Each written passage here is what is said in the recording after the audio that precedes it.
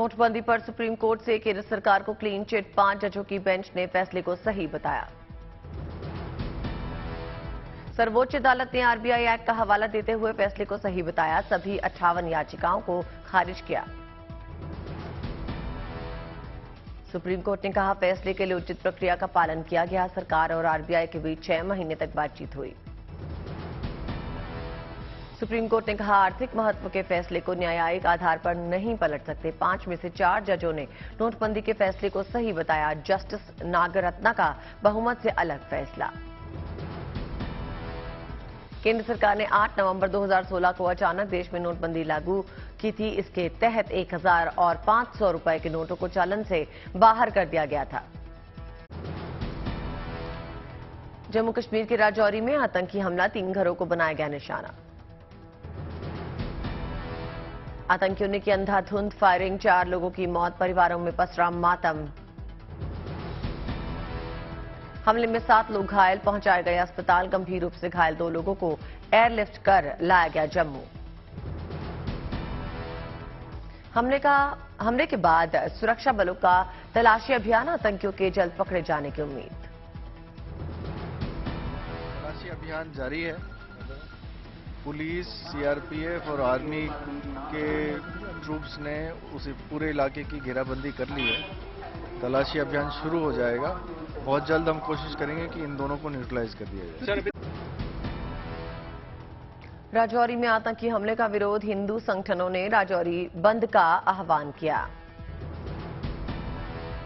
BJP ने आतंकी हमले पर सवाल उठाए। रविंद्र रैना बोले, पाकिस्तानी आतंकियों ने किया जघन्य अपराध, महापाप की चुकानी होगी कीमत।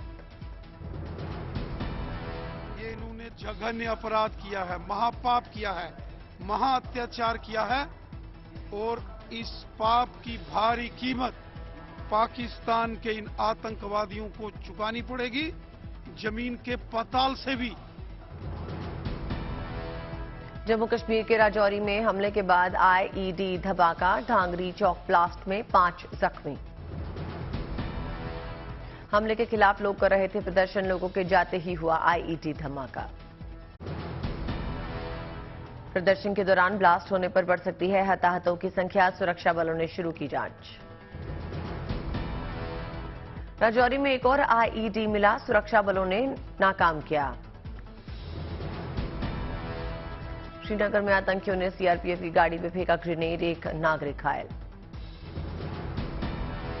पुलवामा में सीआरपीएफ जवान से आतंकियों ने छीना हथियार, नाके पे ड्यूटी कर रहा था जवान। कुपवाड़ा में भारी मात्रा में हथियार बरामद, ड्रग्स के साथ एक नया तस्कर गिरफ्तार। दिल्ली के सुल्तानपुरी मामले में मृतक लड़की के पोस्टमार्टम के लिए बनाया गया बोर्ड, 3 डॉक्टर्स की टीम करेगी पोस्टमार्टम। पुलिस ने वारदात को अंजाम देने वाले सभी 5 लड़कों को गिरफ्तार किया, कराई मेडिकल जांच।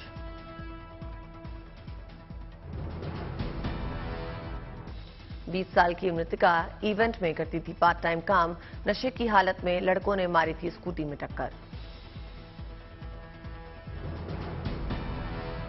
दिल्ली महिला आयोग की अध्यक्ष स्वाति मालीवाल ने मामले पर ट्वीट किया, कहा, दिल्ली पुलिस को जारी कर रही हाजिरी समन।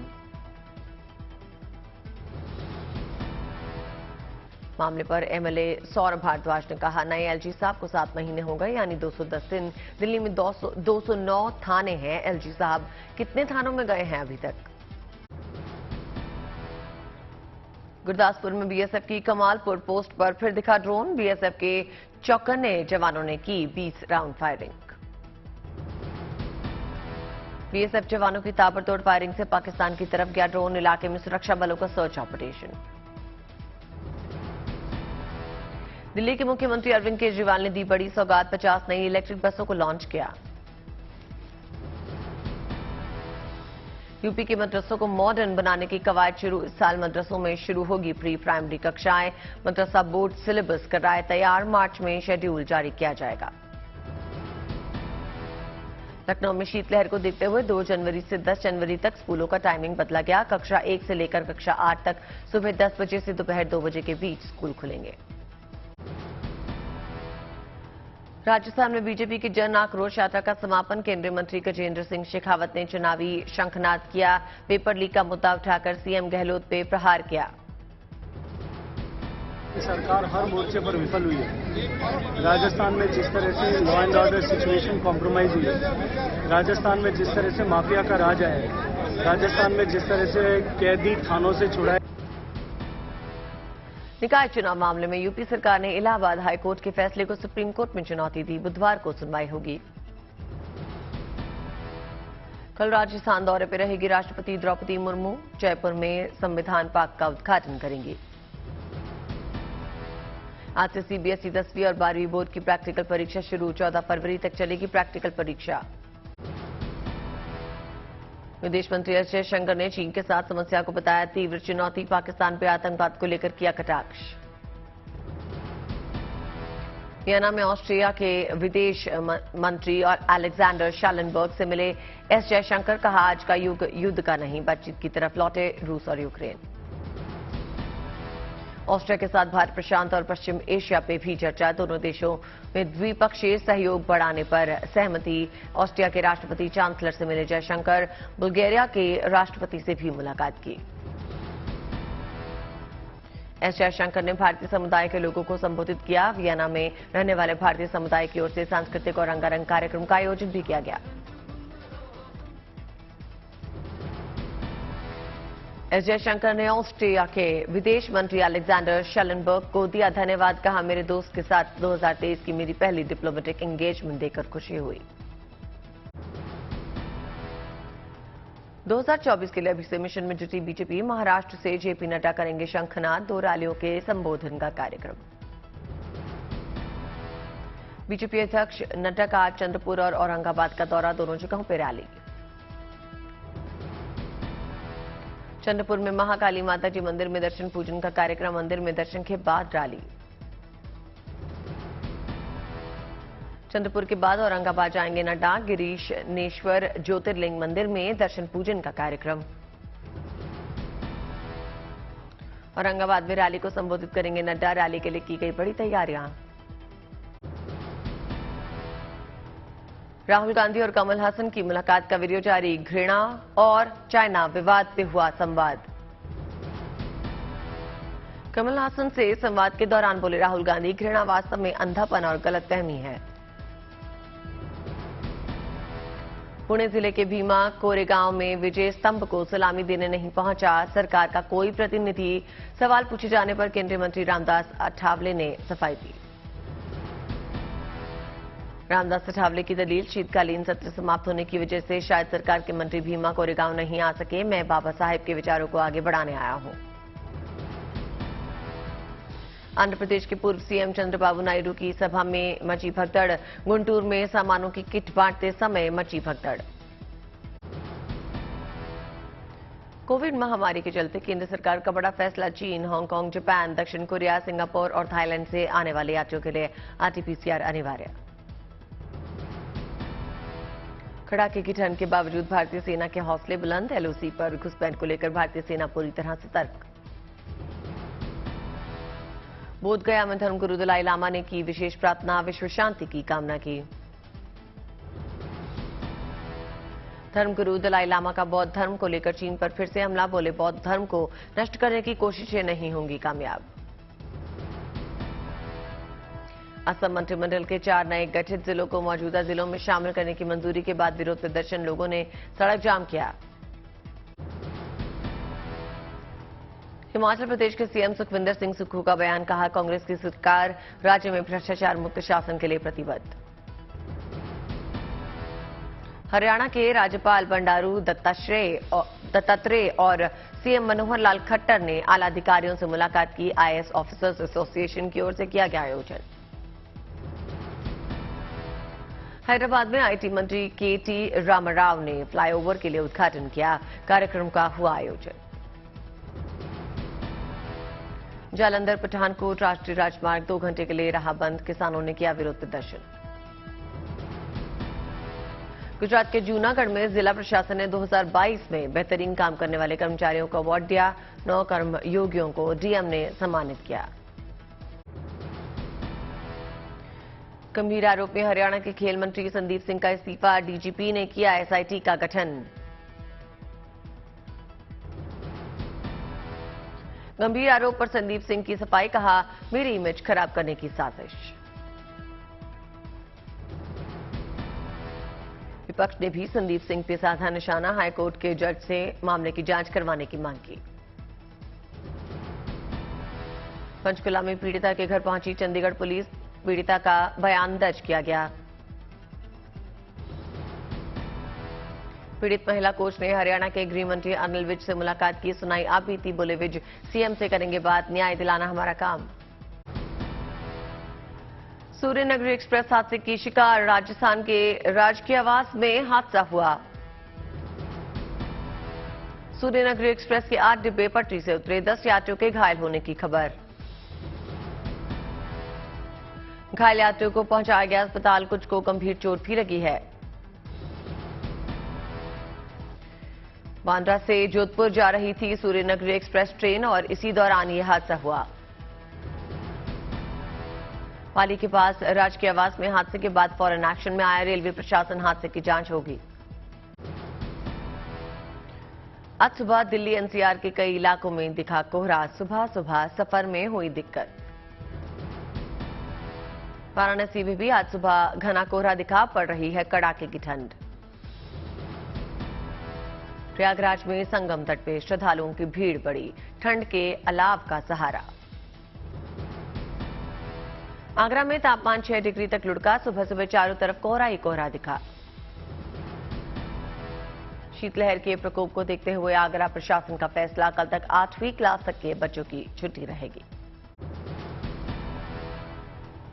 महाराष्ट्र के सीएम एकनाथ शिंदे ने औरंगाबाद में कृषि महोत्सव का उद्घाटन किया। खेती, खेल, कला और संस्कृति से जुड़े कई कार्यक्रम आयोजित किए गए। महाराष्ट्र के कृषि कॉलेजेस ने भी इसमें भाग लिया। फसल की पैदावार बढ़ाने के बारे में जानकारी दी जा रही है। 5 जनवरी तक ये कृषि महोत्सव चलेगा। 10 जनवरी तक सांस्कृतिक कार्यक्रमों का आयोजन भी होगा। त्रिपुरा के उदयपुर में माता त्रिपुरेश्वरी मंदिर में दर्शन के लिए लगा भक्तों का तांता, दूर दूर से श्रद्धालु आ रहे हैं। मंदिरों के शहर काशी में गुलाब के फूलों की बिक्री बढ़ी, मंदिरों में चढ़ाने और घरों की सजावट के लिए जमकर फूल खरीदे जा रहे हैं। जम्मू कश्मीर के पुंछ में महिलाओं को सेक्सुअल हरासमेंट को लेकर किया गया जागरूक, 80 से ज्यादा महिलाओं और स्टाफ ने हिस्सा लिया। गुजरात के अमरेली से शुभ समाचार, केंद्रीय मंत्री पुरुषोत्तम रूपाला ने पशुओं के लिए आईवीएफ वैन लैब का उद्घाटन किया। पश्चिम बंगाल के आसनसोल में मंदिर में उमड़ी श्रद्धालुओं की भीड़, दर्शन के लिए श्रद्धालुओं की लंबी कतारें दिखी। दिल्ली में सेक्स वर्कर्स और उनके परिवार के लिए क्लिनिक फैसिलिटी सेवा भारती संस्थान ने उद्घाटन किया। राजौरी में युद्ध स्तर पर चल रहा है रोड निर्माण का कार्य, राजौरी के दरहल के दूरदराज क्षेत्र में सड़क निर्माण कार्य जारी। हिमाचल में कांगड़ा के ब्रजेश्वरी मंदिर में दर्शन के लिए श्रद्धालुओं का तांता लगा। 51 शक्तिपीठों में से एक है हिमाचल का ब्रजेश्वरी मंदिर। वामपंथी नेता लुइस इनासियो लूला डी सिल्वा ने ब्राजील के राष्ट्रपति के रूप में शपथ ले ली है। वो तीसरी बार ब्राजील के राष्ट्रपति बने हैं। जापान के सम्राट नारुहितो और महारानी मसाको ने नए साल के मौके पर लोगों का अभिवादन किया। कोरोना महामारी की वजह से पिछले 3 साल में पहली बार इंपीरियल पैलेस की बालकनी पर सम्राट और महारानी नजर आए। चीन में एक तरफ कोरोना वायरस ने काफी तबाही मचाई हुई है, दूसरी तरफ राजधानी बीजिंग और वुहान के पर्यटक स्थलों पर लोग कोविड नियमों की धज्जियां उड़ाते नजर आए।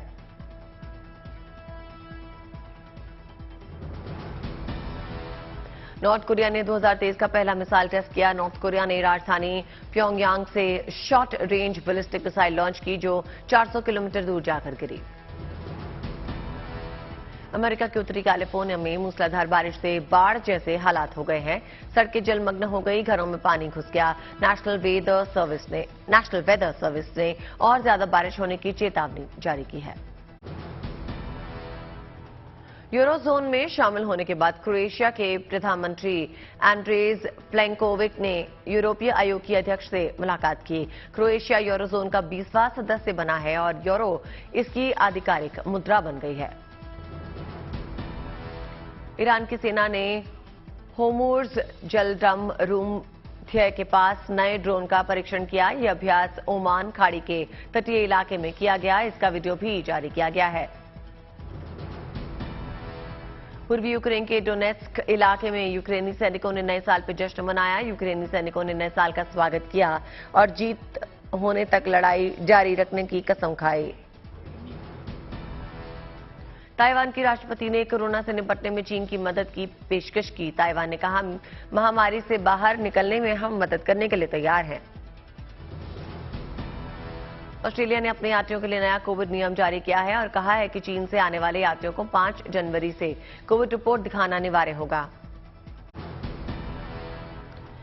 नए साल के मौके पर रणबीर कपूर की अपकमिंग फिल्म एनिमल का फर्स्ट लुक रिलीज किया गया है। टी सीरीज ने एनिमल का फर्स्ट लुक अपने ऑफिशियल इंस्टाग्राम अकाउंट से शेयर किया। एक्ट्रेस विद्या बालन ने हाल ही में फोटोग्राफर डब्बू रत्नानी के साथ एक लेटेस्ट फोटोशूट कराया है। इसकी तस्वीरें सोशल मीडिया पर सामने आई हैं।